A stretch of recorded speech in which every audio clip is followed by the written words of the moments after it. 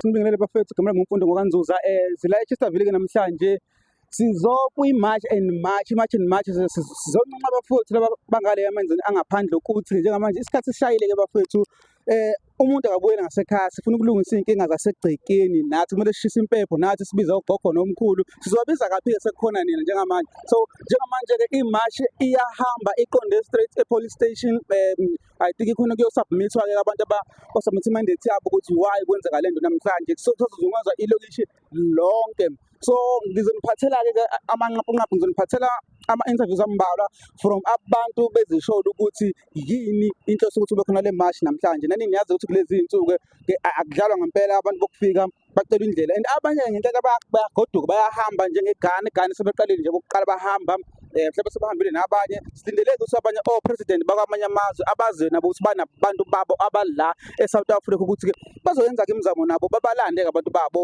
kahle akuliwe la mase sekulungile-ke yonke-ke into bazobe sebeyabuya-ke abafowethu njengoba babafowethu asibaxoshi.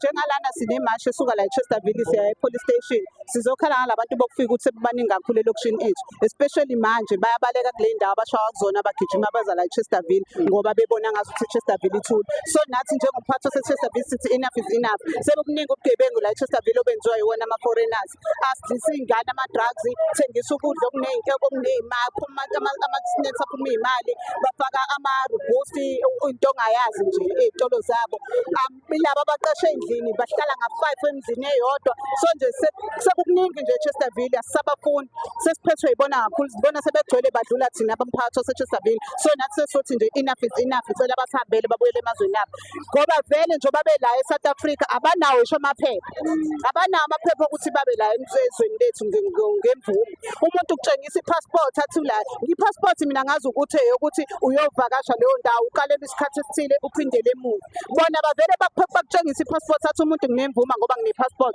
which is akuwona umthetho la e-South Africa loyo so sifuna abalandela umthetho la e-South Africa sisho ukuthi asibafuni e-South Africa kodwa beze ngendlela e-right e-South Africa okwamanje silela ukuthi ababuyele emazweni abo bese bebuya ngendlela e-right beze e-South Africa njengamanye wonke ama-country i-South Africa sebayenza i-banana country kusebenza noma kanjani sebesimoshile kakhulu nje izwe lethu liphelile iy'ngane zethu igcwele emgaqweni ngenxa yalama-drug eziwadlayo so sesithi nje enough is enough njengamanje.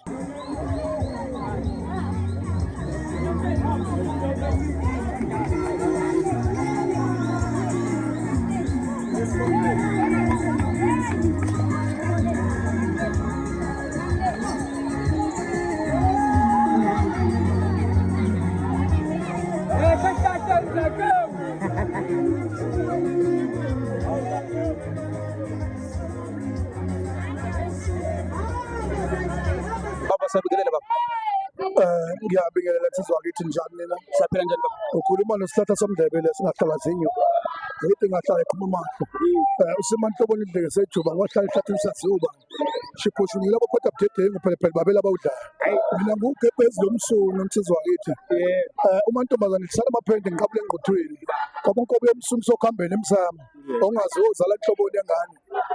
Usibumba ngesikhweni sabatha ngisabisona.